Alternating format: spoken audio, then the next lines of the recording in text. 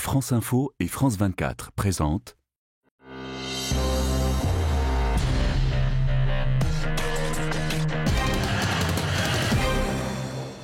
Bonjour. La Russie engagée sur le front en Ukraine, c'est une autre guerre, plus souterraine que mènent les Russes en Afrique, opposée notamment à la France. Avec quelle méthode et pour y faire quoi? On va tenter d'y répondre dans ce nouveau numéro du Monde dans tous ses états avec le journaliste et écrivain Antoine Glaser, spécialiste de l'Afrique. Et c'était il y a quelques jours seulement. Le Burkina Faso, théâtre de manifestations contre la France. Dans les mouvements de rue qui ont suivi ce dernier coup d'État, un pays fait office de recours désormais, la Russie. Explication de Guy Métallard pour France Télévisions. Des drapeaux russes dans les rues de Ouagadougou. Car au Burkina Faso se joue une guerre d'influence entre Moscou et Paris, violemment attaqué par la foule. Une ambiance anti-France qui rappelle celle du Mali lors du putsch d'un groupe militaire en 2020. 2 ans plus tard, l'armée française se retire du pays, remplacée par les mercenaires russes du groupe Wagner. Car si la France conserve de nombreuses bases stratégiques en Afrique de l'Ouest, la région est dans le viseur de Moscou, qui noue depuis des années, via Wagner, des coopérations militaires avec certains pays africains. Le Burkina Faso est un pays évidemment ciblé par la Russie depuis un moment, qui essaie de le sortir du giron de la France. Pour y parvenir, la Russie mène régulièrement sur les réseaux sociaux des campagnes de désinformation pour discréditer la France. Comme en avril dernier, en l'accusant d'avoir dissimulé des meurtres commis avant le départ de l'armée française du Mali. Des accusations démenties par la France grâce à des images de drones prouvant qu'il s'agissait en réalité des mercenaires de Wagner. Pour se défendre, l'armée française s'est lancée dans une contre-offensive médiatique sur Internet, un cyberespace décisif en Afrique. Antoine Glaser, qu'est-ce qui fait que ce cyberespace, justement, ces images vues sur Internet ont autant d'influence en Afrique? D'abord parce que c'est vrai que la Russie surfe, je veux dire, sur des sentiments anti-français qui sont anciens, qui sont un peu anachroniques. C'est toute une période, finalement, de ce qu'on appelle les 30 années glorieuses de la France en Afrique. Et je veux dire, c'est vrai qu'il surfe, qu'il y a ce sentiment anti-français qui est un peu anachronique parce que la France n'a pas la puissance qu'elle a eue pendant 30 ans. Et c'est vrai que la Russie, avec un certain nombre, finalement, on a vu à Bobo Dioulasso, des associations, des activistes pro-Kremlin arrivent finalement à raviver, à réanimer des sentiments anti-français qu'on pensait qui n'existaient plus parce que l'Afrique s'est mondialisée et la France n'est plus dans une position dominante comme elle a été des indépendances jusqu'à la chute du mur de Berlin en 90. Donc c'est vrai qu'il y a un côté anachronique, mais il y a un côté où finalement les sentiments anti-français, surtout dans un pays comme le Burkina Faso, quand on voit, je veux dire, Thomas Sankara, la jeunesse africaine qui pense que le nouveau chef Ibrahim Traoré, c'est le nouveau Sankara, on voit l'espèce de continuité, le fil conducteur entre cette période de guerre froide et la Russie, la petite guerre froide qui se joue actuellement dans ce pays. Les djihadistes progressent dans le nord du Burkina, on l'a encore vu avec le village de Djibo, coupé du reste du pays. Ces atteintes à la sécurité, elles sont imputées à la France. Pourquoi ? Elle est imputée à la France parce que finalement, c'est vrai qu'après l'opération Serval, tout le monde reconnaît qu'elle était une réussite, mais l'opération Barkhane qui s'est enlisée, qui était hors sol, par rapport aux réalités, aux conflits intercommunautaires et autres, paraît hors sol, plus les problèmes qu'il y avait au nord du Mali avec les Touaregs.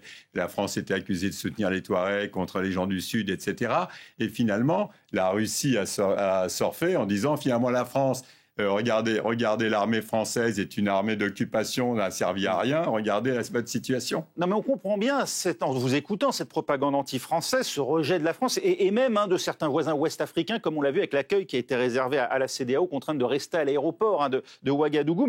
Mais pourquoi est-ce la Russie qui tire les marrons du feu et apparaît aujourd'hui si désirable aux yeux des manifestants burkinabés qu'on vient de voir sur ces images? En fait, je crois qu'il faut penser que c'est la fin d'une période historique. C'est-à-dire, on a l'impression que c'est la vraie décolonisation dans l'esprit d'un certain nombre de jeunes Africains qui démarrent. Vous avez toute cette zone sahélo-saharienne où il n'y a plus d'occidentaux. Et on a l'impression qu'il y a une réappropriation de l'histoire de la France-Afrique par ces jeunes Africains qui ont l'impression que finalement, c'est aujourd'hui que ça démarre. Quand Poutine se pose en rempart contre le prétendu système néocolonial qu'incarnerait l'Occident, ce qu'il a dit dans son dernier grand discours du Kremlin, ça parle ça aux Africains? Ça parle. Ce qui est encore une fois un peu anachronique, c'est que finalement les mouvements de libération, l'ANC, en Afrique du Sud, le FLN en Algérie, l'Angola avec le MPLA qui était soutenu par la Russie, on a l'impression que la Russie maintenant vient au cœur de la France-Afrique où elle n'a jamais été dominante, sauf au Bénin du temps de Mathieu Kérékou. Mais finalement, on a l'impression qu'elle s'attaque finalement à ce noyau dur de ces anciennes colonies françaises où elle n'a jamais été vraiment active et présente pendant toute la période de la guerre froide. C'est ça qui est totalement nouveau. C'est vrai, Ange Doménio, pour France 24, à Ouagadougou, la Russie étend son influence dans la région. Des drapeaux russes ont été aperçus dans les rues de Ouagadougou cette semaine à l'occasion des manifestations suite au coup d'État du 30 septembre. Les manifestants sont sortis en masse pour réclamer le départ de l'ancien président Paul-Henri Damiba, qu'ils soupçonnent d'être proche de la France. Les drapeaux russes étaient donc brandis en signe de protestation et de rejet de l'ancienne puissance coloniale. Pour de nombreux Burkinabés, la France est à l'origine de tous les problèmes qu'ils rencontrent. Ils préfèrent donc se tourner vers la Russie, mais pour certains analystes, cet engouement pour la Russie ne serait qu'un prétexte pour protester en s'inspirant du Mali voisin qui ne cache pas son entente avec les Russes en ordonnant le départ des forces françaises. La population burkinabé dénonce surtout un ras-le-bol des attaques terroristes et l'incapacité des dirigeants à stabiliser et sécuriser le pays. Le nouveau président burkinabé a pris conscience de ces manifestations. Il a affirmé que la France est un potentiel partenaire, tout comme la Russie. Antoine Glaser, quel lien ont les nouveaux dirigeants putschistes du Burkina, le capitaine Traoré et ses hommes, avec la Russie? Et d'où viennent tous ces drapeaux flambant neufs qu'on voit agités dans les rues de Ouagadougou? Je pense qu'à partir en particulier de Bobo Dioulasso, le capital économique, je pense qu'il y a effectivement des activistes pro-Kremlin, avec les réseaux sociaux, mais Ibrahim Traoré lui-même, etc. C'est surtout, lui, il devait être suiviste par rapport aux jeunes Africains, par rapport au sentiment anti-français. Mais on ne peut pas dire que la Russie, il dit plus la Russie, mais ça peut être les États-Unis et autres. Simplement, la Russie sait surfer sur les sentiments anti-français quand vous avez aussi les autres partenaires européens qu'on n'entend pas. Vous voyez, Emmanuel Macron, il a essayé d'entraîner un peu dans les guerres au Mali. Il y a une responsabilité de ses partenaires. Mais bien sûr que finalement, l'Europe, pour les jeunes Africains, l'Europe en Afrique, c'est la France, en particulier dans la zone, les anciennes colonies françaises. Evgeny Prigojine, c'est le fondateur du groupe Wagner, il l'a d'ailleurs admis tout récemment, il les assure de son soutien, ces nouveaux putschistes burkinabés. Un soutien sous quelle forme? Restaurer la sécurité et combattre les djihadistes comme ils le prétendent, ou bien interférer dans les affaires intérieures du Burkina, favoriser la chute d'un Damiba, comme on vient de le voir, prétendument moins favorable peut-être à Moscou, et garantir une sorte d'assurance vie à ces nouveaux putschistes? En fait, ce qui est une réalité, c'est qu'on parle toujours du groupe Wagner, des mercenaires de Wagner. Mais en fait, il y a des accords. Maintenant, dans les accords militaires de la Russie en Afrique, maintenant, ils mettent toujours des conseillers militaires, des coopérations militaires, à tel point que la France est en train de vouloir réagir et proposer aux États, en échange maintenant aussi, des accords plus musclés, des accords de défense avec finalement des interventions peut-être de l'armée française en cas d'agression extérieure. On a l'impression qu'on revient à une petite guerre froide à l'ancienne. Et finalement, ce que proposent les Russes, c'est pas, on parle du jour de Wagner, mais en fait, il y a des accords militaires aussi à côté que vous avez dans les pays. Quand vous voyez le président Paul Biya qui dit à Emmanuel Macron, mais enfin, ouais, en février 2022, on a noué un accord militaire avec la Russie. Ils sont là, c'est le formateur. Donc, les Africains, ils jouent de cette concurrence. Et c'est pour eux, finalement, c'est formidable. Ça veut dire ils ont maintenant, avant, c'était uniquement, ils avaient que la France comme interlocuteur. Maintenant, ils sont mondialisés. Ils ont le monde entier dans leur salle d'attente. Donc, ils en jouent. Centrafrique, Mali, aujourd'hui Burkina Faso, on le voit de plus en plus, la Russie tente de s'imposer sur d'anciennes colonies françaises. Julien Hélion. Depuis le 14 juillet dernier, la présence militaire française en Afrique est devenue plus discrète. Désormais, la France joue en seconde ligne. Là, en août dernier, la France a quitté le Mali et la présence militaire a été divisée par 2 au Sahel. Néanmoins, 2500 hommes sont toujours présents dans la région, dont le plus important contingent se situe au Niger. La France dispose également de 4 bases en Afrique. La plus importante se trouve à Djibouti, mais il en existe également une en Côte d'Ivoire, au Sénégal et au Gabon. Attention, si la France a réduit ses effectifs en Afrique, ça ne veut pas dire qu'elle a abandonné le continent. Elle noue malgré tout des accords de coopération militaire avec une vingtaine de pays. Côté russe, après 30 ans de désengagement massif dû à la dislocation de l'Union soviétique, la Russie a fait son grand retour en Afrique, au Soudan, en 2017. Depuis, elle s'est déployée dans de nombreux pays, comme on peut le voir sur cette carte. Officiellement, la Russie n'a pas de base militaire en Afrique, mais le groupe paramilitaire russe Wagner est très actif. L'influence russe plane donc au-dessus du continent africain. La Russie est également le premier pays exportateur d'armes sur le continent. Quel but poursuivent les Russes, Antoine Glaser? Préempter les richesses minières? Alors, à mon avis, bien sûr, ça les intéresse. Ils veulent vendre aussi un certain nombre de petites centrales nucléaires civiles. Mais la réalité, c'est qu'il y a une sorte de répartition des tâches. La Chine, finalement, fait le gros business. C'est vraiment la partie économique extrêmement importante avec les matières premières. Les Russes s'intéressent bien évidemment aux matières premières dans les pays avec Russal, en Guinée ou ailleurs. Mais la réalité, c'est de la diplo d'influence. Ça veut dire pour finalement acculer l'Occident, que ce soit surtout au niveau des Nations Unies, avoir les 54 voix des Africains, de dire aux Africains, finalement, maintenant, il y a l'Occident et puis il y a le reste du monde. Donc, la Chine fait le business. La Russie, maintenant, va faire la sécurité en Afrique. Comme ça a été dit, là, c'est vraiment quand même les premiers exportateurs d'armes. Enfin, l'Afrique est le premier importateur d'armes russes. Donc, pour la Russie, c'est extrêmement important. Russe, sécurité, Chine, surtout du business, et influence, diplôme d'influence. La France doit sa diplôme d'influence parce qu'elle a un poste des opérations de maintien de la paix que la Chine veut lui ravir. Donc, vous voyez, c'est une diplôme d'influence au niveau mondial. Et l'Afrique est carrément, je veux dire, le levier pour la Russie pour avoir une diplôme d'influence encore plus importante dans le monde. Et oui, la diplomatie d'influence. On va y revenir justement dans un très court instant. Evgeny Prigojine, on évoquait son rôle à l'instant à la tête du groupe Wagner. Avec ses mercenaires, il ne fait pas que mener la guerre, il la filme aussi avec des œuvres de fiction comme Granit ou encore Touriste. Ces titres ne vous disent sans doute rien. Normal, ces films tournés à la gloire des combattants russes au Mozambique ou en Centrafrique sont destinés avant tout au pays que convoite Moscou. Mon ami, hey, что у вас тут происходит? Qu'est-ce qui se passe chez vous? Nous faisons ce que vous avez dit. Nous aménageons des postes de tir et nous les ravitaillons à des caisses et des munitions. Скажи ему, что здесь где-то поблизости группа боевиков. Скорее всего, будет попытка занять базу. Il y a un groupe de rebelles, pas loin d'ici. Ils chercheront à attaquer la base, le plus probable. Nous sommes prêts à riposter à leur attaque pour notre pays, pour notre patrie. Je vous remercie de tout ce que vous faites pour mon pays. Они готовы отразить нападение.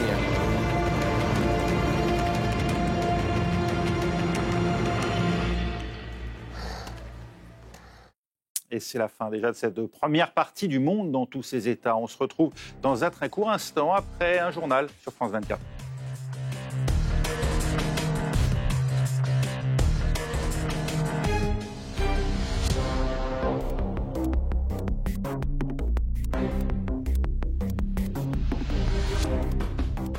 France Info et France 24 présentent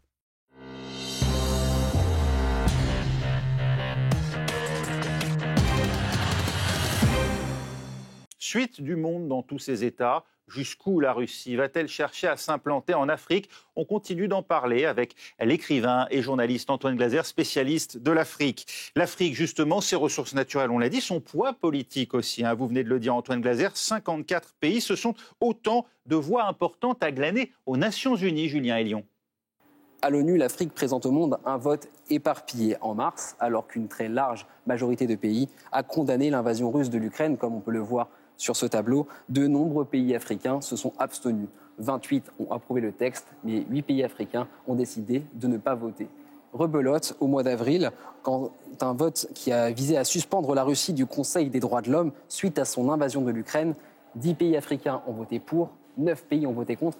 Mais ce qui est intéressant, c'est que 11 autres pays ont décidé de ne même pas prendre part au scrutin. Alors comment expliquer ces votes? Tout d'abord, ces votes à l'ONU, ils révèlent un malaise et la division d'une Afrique qui n'est pas sûre de prendre position au sujet de la guerre en Ukraine. Et puis il y a également 3 autres explications. D'un côté, on a les pays qui sont alignés sur l'Occident, comme le Niger, le Ghana et la Côte d'Ivoire. D'un autre côté, les anciens alliés de l'URSS, comme l'Algérie ou l'Afrique du Sud. Enfin, il existe également un vote volatile qui divergent en fonction des intérêts des pays. La Russie fait pression directement sur ces États. Antoine Glaser, elle les menace le cas échéant. Bon, je veux dire, bien évidemment, elle a des moyens. Je veux dire, on a bien vu d'ailleurs pour l'Ukraine, hein, tous les approvisionnements alimentaires, les engrais et autres. Mais il ne faut pas non plus oublier l'histoire de la Libye. C'est vrai que autant la Russie comme l'Union africaine, la plupart des États étaient absolument hostiles à finalement l'attaque de la Franco. Enfin, c'était l'invincible Armada. On dit que c'était l'OTAN, mais c'était quand même la France qui avait mené la guerre en Libye et qui a quand même implosé l'ensemble de la région. Et là-dessus... En fait, l'intervention occidentale sous couvert de zones d'exclusion aérienne. Absolument. Et au départ, c'était ça. Au départ, c'était pour protéger les populations de Benghazi. Finalement, ça a été un peu plus loin. Et finalement, ça a été la chute de Kadhafi. La chute de Kadhafi, son assassinat et l'implosion avec l'armement. Et maintenant, vous ne rencontrez plus que ce soit Barack Obama, que ce soit même les Anglais qui disent oui, c'était une erreur. Joe Biden, qui est vice-président à l'époque, disait oui, on n'y va pas, il faut voir 10 ans après. Bref, tout le monde reconnaît que c'était quasiment une erreur. Et maintenant, je vais dire, c'est vrai que la Russie, Poutine joue beaucoup avec ça, parce que Poutine, c'était Medvedev qui était président à l'époque, et Poutine était Premier ministre, ils avaient inversé les rôles. Et Poutine était hostile à cette intervention. Et auprès de ses interlocuteurs africains, ils disent, vous voyez, les Occidentaux, vous voyez la France... On ne peut pas leur faire confiance. Non seulement on ne peut pas leur faire confiance, mais c'est eux qui ont implosé toute la région des... Et donc, si Kadhafi peut tomber, vous êtes tous en sursis. Il fait comprendre que finalement, il est le seul protecteur. On voit cette conjonction d'intérêts, mais ces chefs d'État africains sont-ils réellement convaincus que la guerre en Ukraine est juste ? Non, franchement, quand on discute vraiment, quand ils en parlent off, eux, ils considèrent que maintenant, ils ont leur mot à dire.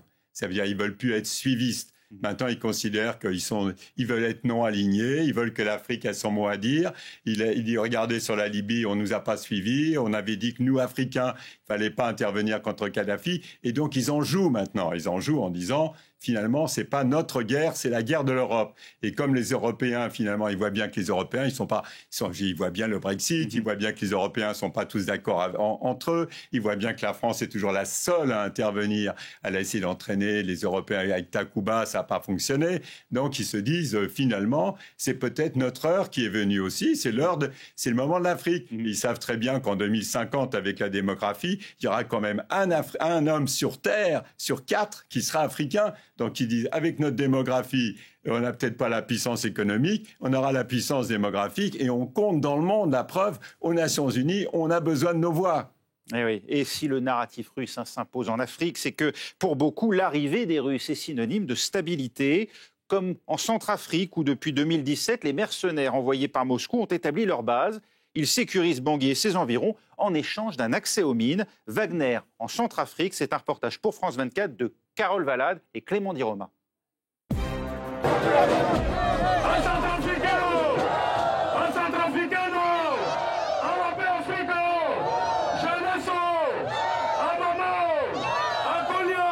Et nous disons au feu qu'à partir d'aujourd'hui, nous allons soutenir la Russie jusqu'à notre dernier souffle.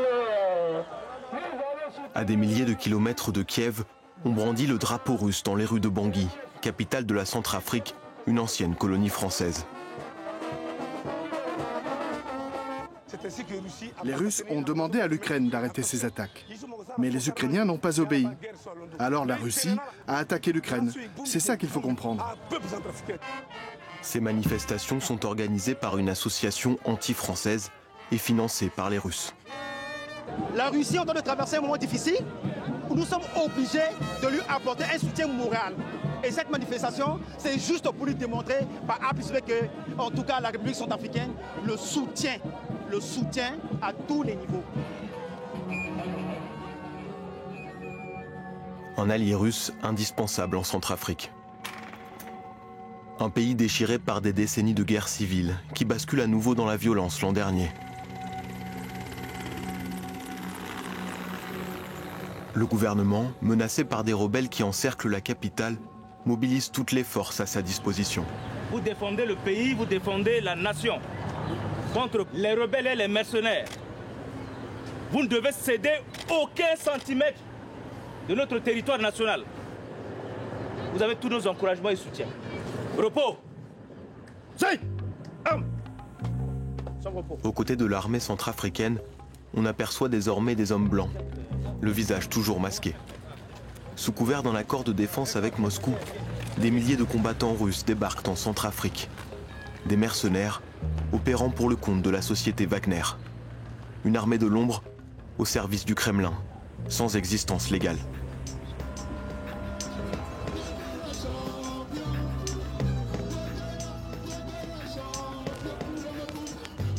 En Centrafrique, ils assurent même la protection rapprochée du président de la République, Faustin Archange Touadéra. Sur le continent, Moscou pousse ses pions au détriment de l'influence française. Dans les grandes cérémonies, fleurissent des drapeaux russes sur des chars offerts par le Kremlin. Des musiciens de Moscou célèbrent même cette alliance. La propagande se met en marche et la Russie est à la manœuvre.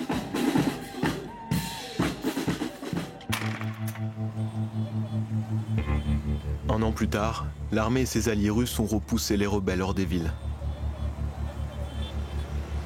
À Bangui, les activités reprennent. Les mercenaires, eux, sont toujours là et se font plus discrets, presque insaisissables. Ils fuient les caméras. Cette armée de l'ombre, avec sa supposée efficacité et ses méthodes expéditives, elle inspire la jeunesse africaine ? Alors, elle n'inspire pas directement la jeunesse africaine, mais ils ont l'impression, eux qui ont toujours connu les Français dans leur pays, c'est certain que la Russie a profité finalement. La France a un peu retiré l'opération Sangaris trop rapidement. Et c'est vrai que du fait qu'il y avait Serval, c'est-à-dire à l'époque de François Hollande, et du coup, la Russie, c'est pas vraiment le Centrafrique qui les intéressait, c'est le Soudan. Parce que le Soudan, ils avaient une base au Soudan. Donc, on s'implantait RDC, Soudan, et la Centrafrique était vraiment le pays qui était déjà plus contrôlé du tout par le pouvoir central. Donc ils se sont installés là parce que c'est un point, mais que la jeunesse africaine, à mon avis, là, c'est simplement parce qu'ils ont du financement et autres. Mais je veux dire, ils se payent sur les mines, c'est tout. Cette montée en puissance des Russes n'est évidemment pas du goût de tout le monde. Comment réagit-on en Chine, où l'on investit depuis des années sur le continent, Arnaud Miguet ? Non, bonjour Raphaël. Pékin n'a pas, en tout cas officiellement, réagi aux événements de Ouagadougou, mais suit la situation forcément de très près. L'ambassade de Chine sur place demandait même à ses ressortissants, ils sont quelques 500 personnes, d'être extrêmement prudents, d'être extrêmement vigilants. Mais la Chine a des relations diplomatiques avec le Burkina Faso depuis 2018, lorsque l'État africain a définitivement rompu les ponts avec Taïwan, dans le but d'attirer des investissements chinois. Et la Chine investit en masse dans le domaine de la sécurité, par exemple, des caméras de surveillance et de la communication avec la fibre optique, par exemple, quelques 650 km de fibre optique dans la capitale. Il est clair que la Chine est de plus en plus influente au Burkina Faso, mais aussi évidemment en Afrique, et est en concurrence avec la Russie, concurrence sur le plan militaire, même si les Russes vendent beaucoup plus d'armes. Et dans le domaine des investissements économiques, évidemment, la Chine, depuis plus d'une décennie, a une grande longueur d'avance avec les prêts, la dette africaine, mais aussi des investissements massifs et visibles dans les infrastructures. Antoine Glaser, la Russie, en s'immisçant dans les affaires politiques et sécuritaires des États africains, elle gêne la Chine ou bien elle la rassure ? À mon avis, elle la rassure. Je veux dire, globalement, pour la Chine, il n'y a pas de problème. Ils font environ 200 milliards de dollars. De contrats sur l'ensemble du continent africain. La Russie n'en sont qu'à 20 milliards. Et d'autre part, c'est vrai que les Chinois, globalement, sur tout ce qui est matières premières et autres, il n'y a pas de concurrence réellement de la Russie. Il y a uniquement, bien sûr, sur l'armement. Mais encore une fois, il ne faut pas se tromper. Ils jouent la même partition, que ça soit aux Nations Unies ou que ça soit en Afrique. Ils ne se concurrencent pas. Ils se concurrencent à la marge. Mais la réalité, c'est qu'ils ont leur domaine, l'un la Sécu, l'autre. Finalement, les Chinois, ils aimeraient bien avoir finalement la direction des opérations de maintien de la paix. Ils sont très actifs sur Djibouti, ils ont une grande base. Mais globalement, ça reste quand même la Russie. C'est pas les Chinois que vous allez voir dans les rues de Ouaga. En tout cas, c'est pour s'imposer notamment aux côtés des Chinois que la Russie a relancé ces dernières années son université moscovite d'amitié entre les peuples. Un lieu destiné avant tout à former les élites africaines, des dirigeants en devenir, tels Thabo Mbeki, Olusegun Obasanjo ou encore Eduardo dos Santos, y ont trouvé leur place durant la période soviétique. Retour sur ces années en images. L'Union soviétique, libre de tout passé colonialiste, se cherche d'autres moyens d'action. Écoutons donc l'histoire d'Ibrahim, de Somalie, étudiant modèle et fils exemplaire. Il va à Moscou recevoir, grâce à l'amitié soviétique, l'éducation qui lui permettra de contribuer au développement de son pays. Il faut aussi gagner à la cause soviétique les hommes au pouvoir.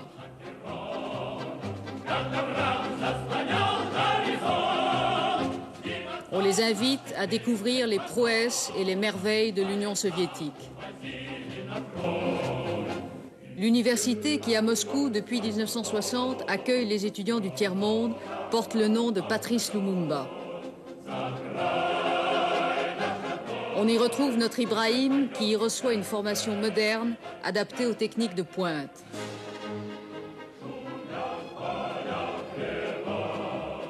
Plus de 18 000 étudiants par an, dont 60% d'Africains, bénéficient chaque année depuis 20 ans des programmes d'éducation offerts par l'Union soviétique.